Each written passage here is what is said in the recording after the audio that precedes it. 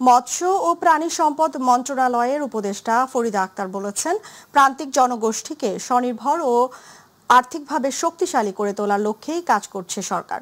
এই লক্ষ্য বাস্তবায়নে মাঠ পর্যায়ে প্রাণী সম্পদ খাতকে আরও কার্যকর করার উদ্যোগ নেওয়া হয়েছে। সকালে কেরানীগঞ্জ মডেল থানাধীন আটি ভাওয়াল উচ্চ বিদ্যালয় মাঠে আয়োজিত প্রাণী ও প্রাণী খাদ্য বিতরণ অনুষ্ঠানে প্রধান অতিথির বক্তব্যে তিনি একথা বলেন।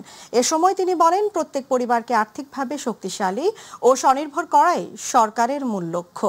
সরকার চায় গ্রামের সাধারণ মানুষ যেন ছোট পরিসরে হাঁস, মুরগি, ছাগল বা ভেড়া পালন করে নিজেদের সংসার চালাতে পারে, অতিরিক্ত আয় করতে পারে এবং ধীরে ধীরে সমাজের অন্যদেরও কর্মসংস্থানের সুযোগ সৃষ্টি করতে পারে।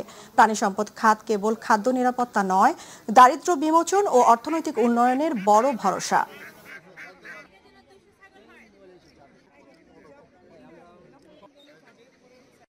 আমরা অলরেডি কিন্তু স্যার কেরানীগঞ্জ থেকে থাকে, কিন্তু নারীর নামে গরু থাকতে পারে, সেটা কেউ নিতে পারবে না।